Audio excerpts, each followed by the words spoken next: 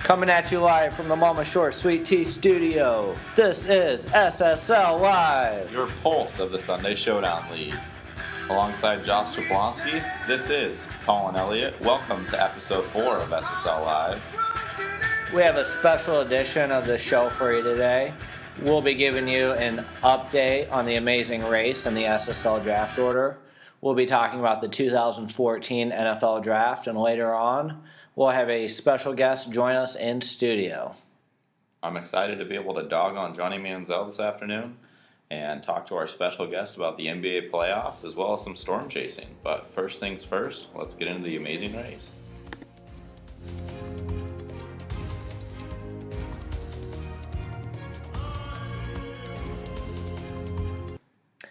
Last episode, we were dogging on James pretty hard about his amazing race choice for our draft order because the show wasn't eliminating anybody. You know, they'd finish last and then they'd get a free pass. And it was always the same people. It was the blonde girls. So Mr. Shores is probably going to get a top draft pick now because the host of the show wants them to win, it seems. I bet Mr. Shores is just paying the show to be able to keep his team in. Oh, for sure. Mr. Shores is a shady underground fantasy football player. You know, he does his trades on the black market, and I am not surprised that his duo on the show is doing so well. But we do have an update for you as far as where the current draft order stands. I do want to add one thing real fast. We weren't able to watch last week because for some reason the local CBS station here in Omaha felt like tornadoes were more important than our draft order. And I just feel like that's a recurring theme with CBS. They don't care about our draft order. They cancel the show on weeks that like we want to watch, and then, you know, it's ridiculous. How do you feel about this, Colin? You know, I'm not as passionate about it as you are because I care about safety, and tornadoes are a big threat to safety. But I do agree with you that CBS just doesn't seem to care, and that probably has to do with the fact that they air AFC games during the year versus Fox, which airs the NFC games. I don't think that has anything to do with it, Colin. And we all know which conference is better. Yeah, the AFC, because Denver plays in the AFC. But that being said, I think we are getting pretty close down to the end of this season, and there are only 4 teams left, which means that, well, excuse me, I think there's only 3 teams left. Correct. There are 3 teams left. Mr. Shores and the Blonde Ladies, Brenchel, Michael's favorite couple, which perfect timing in his life right now for him to get that couple for a team. And then Atwell, we know you have no idea, but Dave and Connor are still in it. So when I said 4, I guess I meant the top 4 draft positions have not been chosen yet because James still has to pick his spot, and he has insinuated that he'll take somewhere in the top 3. So basically, 5 through 12 are pretty well set in stone at this point, and we're just waiting on the final few positions to be determined. Since we talked to you last, I think 7, 6, and 5 have been determined, and that would be Sam's team in number 7, myself in the 6th position with the Cowboys losing, and then during the tornadoes, the Afghanimals lost, putting the White Mambas in the 5 spot in the draft. So we'll have to wait and see, and I'm sure by next episode we'll find out exactly the draft order and hear from James where he wants to be put in that order. But it's shaping up, and it'll be interesting to start doing some mock drafts and see what this summer has to hold. And I don't know about you guys, but I've already started some mock drafts with pen and paper, mainly because I don't have a life and I get bored easily. But it's time. We need football season to get here, like now. I did see that registration on ESPN.com is open for fantasy football leagues. So whenever we want to get this baby reactivated, it's open to do so. Yeah, Commissioner. Let's get on that now.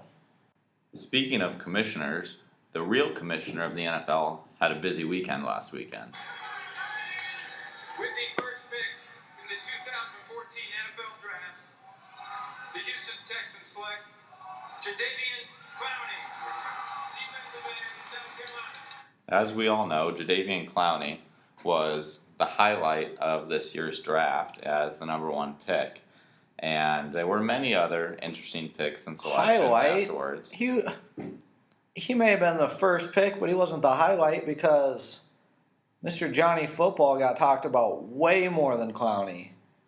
Pretty sure Manziel was the highlight of that draft, Colin. You're right. He drew the numbers, and he was what kept people on the television set. But he's not the highlight. He was the low light. He went all the way down to pick number 22 because these NFL owners understand the fact that Johnny Manziel does not translate to the NFL. Oh, he'll translate all right. Your boy Brett Favre is a Johnny Manziel fan.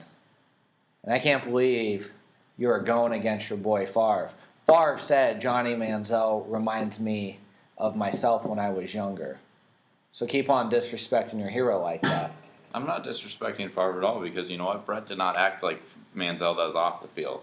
And I don't respect players that do that because I believe in players doing your work on the field and having a little bit of respect and a little bit of honor and not just having to showboat yourself off the field.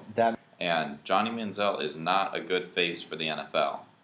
And alongside that, the Browns owner has already determined that Johnny Manziel will be the backup to Brian Hoyer this year, which is the best decision they could have made. He'll start out as the backup. I know he said what he said, but Johnny scored them 2,300 more season tickets the day after he was drafted. He may start out on the bench, but once Hoyer starts stinking it up, the fans are going to call for Johnny Football, and he's going to step onto that field, and he's going to make noise. He's going to lead the Browns to at least 7 wins this year. When he does not start the year as quarterback, our bet is on. And I can guarantee you that Brian Hoyer will lead them to the winning season. And you know what? If they would have picked Sammy Watkins, they would have had 3,000 new season tickets sold. Because Sammy Watkins brings people into the building, and he's actually going to be on the field. They can come in the building in their new Johnny Manziel sweet jerseys, and he's going to sit on the bench and have his jersey just as clean as theirs all day. He's going to play. I know what the owner said, but Johnny will play. Yeah, in the preseason. I'm talking. No one cares about the preseason. I'm talking about the regular season. Johnny Manziel will play. Johnny Manziel will be the biggest bust of this decade. I couldn't disagree more, but we'll just have to move on and talk about something else now. Yeah, let's talk about some players that will actually see the field this year. And let's talk about some players that might get drafted in some fantasy drafts this year and have some impact, actually. This year was kind of a quiet year for running backs in the draft. The first running back didn't go until late in the second round, but that running back, I think, could be one of the biggest surprises of this year and have some great fantasy impact. That's Bishop Sankey out of Washington University. Got drafted by the Tennessee Titans, basically being called Chris Johnson's heir apparent. Yeah, replacement, as Chris Johnson's now on the Jets. But Bishop Sankey is a big build, tough running back, kind of between a Ray Rice, Adrian Peterson mold, and he is really, really looking forward to having a big year, and I think that he could have a good rookie campaign. And I'm really excited about Mike Evans out of Texas A&M. He got drafted by the Tampa Bay Buccaneers. And the Buccaneers had a rough start last year. They fired their coach. But one bright spot about last year was Mike Glennon, who was like the 4th string quarterback that no one had even heard of. He ended up getting the starting role for Tampa and had a good stretch there, winning some games for them and performing well. So he now has a new weapon alongside Vincent Jackson and Mike Evans, and I think Glennon to Evans will be a good connection there on the field. I agree with you. I think that will be a very interesting and intriguing thing to watch this year in that division, which has 2 domes and is a very pass-happy division perennially. But by far, my most exciting pick in this draft is Sammy Watkins. And as you well know, I've been talking about Sammy Watkins since we watched that Clemson game this last fall. Oh yeah, I'll never forget it. And that man went off. I think he had 200 and something receiving yards and Five touchdowns. a bunch of touchdowns, at least 15 receptions. It was ridiculous. And I said at that point, I'm drafting him on my fantasy team. I didn't know at that point that he was going to go top 5 in the draft, but Sammy Watkins went number 4 to the Bills, actually, and he is going to basically be their number 1 receiver, be the kick return guy. He's a speedster, and he's going to be an exciting player to watch this year. And I think if they wanted to, they could even run the option with him and E.J. Manuel. But Go ahead. Yes, I totally agree with you on Sammy Watkins. And the Bills showed a lot of potential early on last season with E.J. Manuel, and then he got hurt. So Manuel to Watkins. I mean, don't forget, they have another Clemson player, C.J. Spiller, at running back. Yes, even though C.J. Spiller was a huge, huge fantasy bust last year. Well, yeah, because he was asked to take that whole load. They had no receiving core. I mean, I think adding Sammy Watkins is huge. Now you have 2 speedsters along with E.J. Manuel. They could be dangerous this year. Yeah, they very well could be. Maybe, just maybe, they take the division from New England. That's bold. That's we'll a real see. bold. I don't know if I say that, but I will say that I think they could split the season series with New England. I could see them taking a game from New England. Yeah, that and at the very least be a wild card team. And I guess if Tom Brady plays how he did last year, then there is a very good chance that New England takes a step back this year. Yeah, Kevin, you may want to find a new captain for your fantasy football team if that happens. But, and, you know, the people of Buffalo feel for them. You know, they've been loyal. They saw their team lose 4 Super Bowls in the 90s. Sammy, let's do this for the people of Buffalo. They need a winning team. Yeah, it's going to be fun to watch this year. I think we can all agree on that. There's obviously going to be some surprising guys from the late rounds in the draft that just show up and are a big part of this year. Yep. But that's going to be hard to determine, and we'll be excited to watch that happen as it unfolds this year. Yeah, I'll tell you now, I'm really excited for Cody Latimer out of Indiana getting drafted by Denver.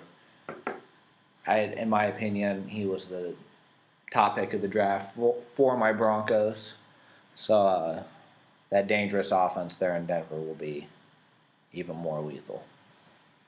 Yeah, I'm not a homer, so I'm not just going to sit here and talk about my own team during this unbiased talk here that we're having on this radio show. But So you're telling me you don't want to spend time talking about Clinton Dix? no, I'm saying I would want to spend time about it, but I'm talking about things here that the whole league wants to hear, not just about my team. Okay, you know what? Let's talk about the Cowboys for Michael, Kevin, and Mr. Shores. What did they pick up? What needs to be said about the Cowgirls? How terrible they are. I mean, here's the one thing I will say.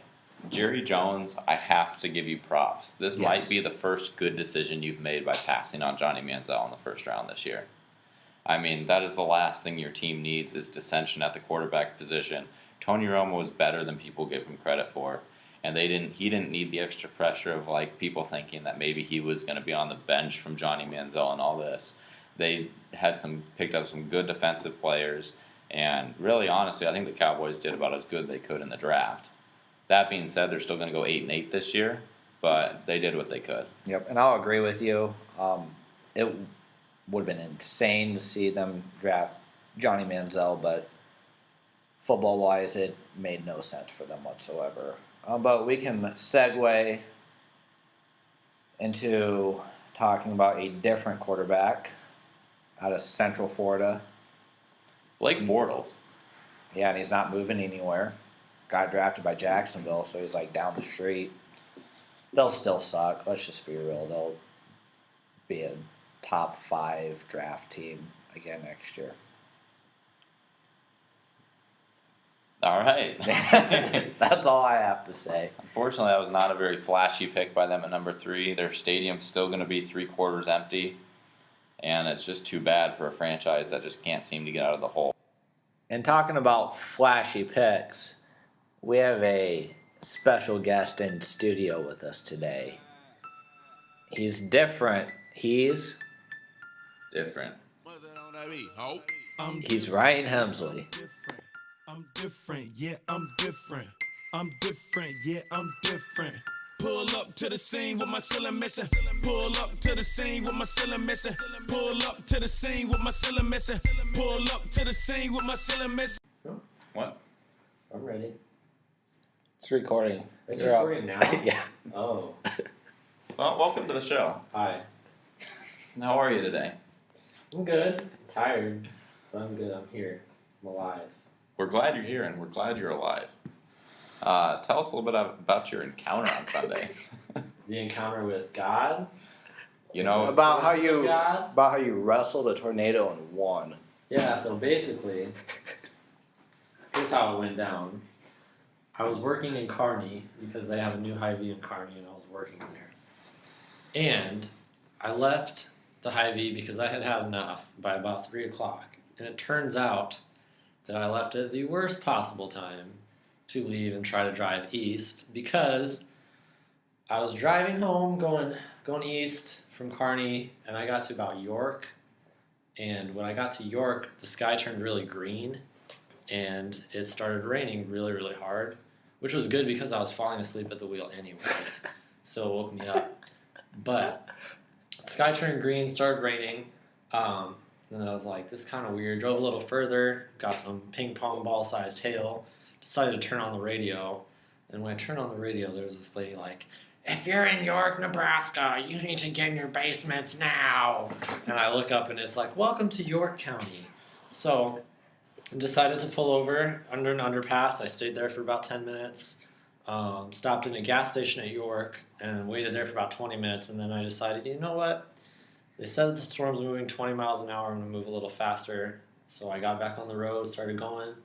And lo and behold, I saw what may or may not have been a tornado on the ride home, but I was faster than it, and I beat it, and there's pictures, and don't call me a liar because it happened and it's real. so basically, you fought the weather and you won. I dominated. You didn't have Basically, you're faster than a speeding tornado. Yes. Moving forward, Yeah, definitely. this podcast is specific to a certain fantasy football league. Right. And hypothetically speaking, there could be openings in this fantasy football league.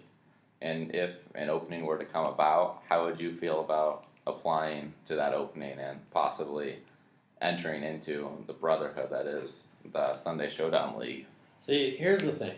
I'm not in the SSL, but I've played fantasy football against almost every member of the SSL at some point or another in different leagues, not in as competitive leagues. But ask Jablonski here, ask Elliott here. I was in a league with both of them this year. It was what was that? Auction league. one. It was weird and it kind of sucked, but I still won. So there's that. I've won a league every year. My resume speaks for itself. I'm basically a drafting god. If I did come into the Sunday Showdown League, I would probably, I won't guarantee that I'd win it in the first year, but I'd be in contention, and I'd be probably one of the best drafters, definitely there on the waiver wire. Would you be in communication with the league during the season, being a part of the different? I'm a big Snapchatter. I know you guys are on that because I've listened to the show once for about 5 minutes, and I saw like some Snapchats of K Money, and those were precious. But yeah, I'm a big Snapchat guy. Do you I'm a smack big talk? message board guy. Well, kind of, but I already know I'm better, so it's not really smack talking. It's not better. It's just truth telling when I do it. Okay. You hear that, Commissioner Michael Shores? I don't think He's he's ready. here. I think I'm talking to him for when he listens. Does he to the actually show. listen though? Yeah, he does listen. Does he? That's good. We get about 30 listens Hi, Michael. per show. See, when I checked last time, it was 7. But that's okay. You must have checked just a few minutes after it was posted. That's all right. More like a few seconds after it was It was posted. a few days. So, anyways, Michael, when there's an opening, we have our guy. Yeah, I'll win. Now, the real reason I brought you in here today is because, in my opinion, you're the NBA playoff expert around here. I am. Although I did not get to see the play last night, so if you ask me about that, I can't talk about it. No, I won't ask you about. I didn't get to see it either, to be honest with you. I didn't watch it. But I would like to ask you a couple questions about the playoffs. Let's go. Let's just go in general. How are you feeling about them right now? You've been enjoying these playoffs? You know, they've been. I don't have cable, so I don't watch them all. But when I was in Kearney, I got to watch a few games. I really like them. I think the East is a joke. I think Miami's good. I think they deserve to be in the finals again. I think they're the real only true team in the East. The Pacers, they fell off. They were good though. I think they should. I agree with the great Skip Bayless today. He said that we should just give the rest of the Eastern Conference playoffs up and then let Miami have a bye till they get to the finals. Just because it's such a joke. But out in the West, it's great. Apparently, the Clippers got robbed last night. I don't know. I won't say anything towards that. I'd like to see the Thunder go because I really like Durant and Westbrook. I know people don't like Westbrook for whatever reasons, but he's an athletic freak of nature and he can ball when he wants to. And Durant's the MVP, and he gave the greatest sports speech in the last 50 years at least. He's good. Who's the other two in the West? Oh yeah, Blazers, Spurs. Spurs are gonna win that easy. I would personally really like to see a rematch and Spurs Heat. I think it'd go 7 like it did last year, or did it go? It won 7 last year. It should have ended in 6. I'd like to see it. I think that the Spurs. I think it'd be another great series. I don't know who would win, but I think it'd be a good shot. Really, I think anyone that comes out of the West is going to be good. I think Clippers stand a better chance against the Heat than the Thunder do, but I don't know. We'll see. I think the West is good though. Do you think the NBA is fixed? No. How could the NBA be fixed? Like, how do you explain 6 game 6s that all went down to buzzer here's beaters my or question. game-ending shots? I hear this all the time. How could the NBA be fixed? How can you fix the? Are you assuming that these people are so good at basketball that they can control every shot that goes in and does not go in? Not every shot, but you can be at a point where if you're up and you know that you're supposed to lose in the game, it's a lot easier to miss shots than it is to make shots. I could see someone making the case for the refs fixing games. Like, apparently there was a call last night that was clearly off Reggie Jackson, and they called it off on a Clipper, and it ended up changing the whole course of the game. I didn't see it, but apparently it was a really bad call. I could see you saying refs are getting paid. I don't think it happens. I don't think it's fixed, but Yeah, so it's rigged. I don't think it's. I just don't. You still have Jablonski and Colin. Here's the thing. For all the listeners out there, all 4 of you, we played basketball, me versus Jablonski and Elliott, and I can tell you that no referee, no Joey Crawford could have rigged that game for either one of those two to beat me. There was no possible way. Well, here's the difference. I'm not on your caliber of playing, and that's pretty darn My obvious. caliber is pretty low. Okay, well, mine's pretty darn I'm a lower. pretty low caliber player. I'm And 5'11". Ryan, you're selling yourself short because you were working magic out there on the floor. Anyway, my point being said is that all these guys are NBA players. They're all on the same level. So you're saying LeBron James is on the same level as Brian Scalabrine, yes. Yes. Well, he's not even in the NBA. He got kicked off the Warriors. He got fired by Mark Jackson and demoted to the D League. Right, and that's why they fired Mark Jackson this year. Probably, but that's not. I don't even want to talk about that. That was ridiculous. Good luck, Golden State. It will be. Well, that's it for another edition of SSL Live. Ryan, thanks for joining us today. Anytime. Colin, it was a pleasure recording.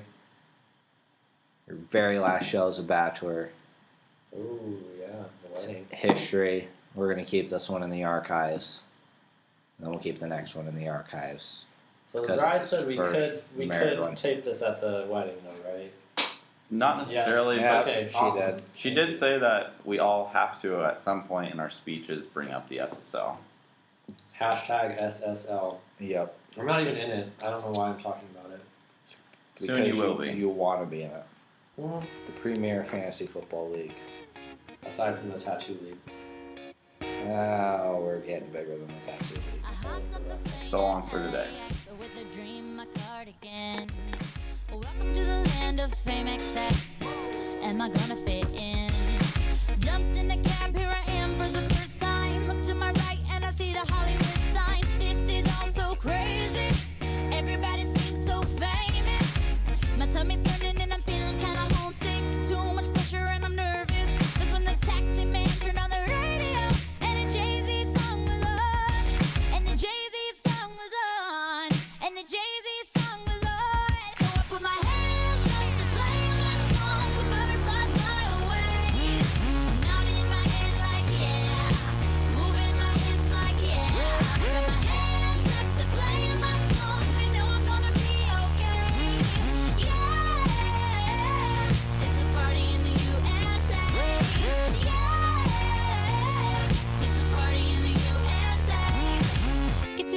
up in my taxi cab, everybody's looking at me now. Like, who's that chick that's rocking kicks? She gotta be from out of town. So hard with my girl.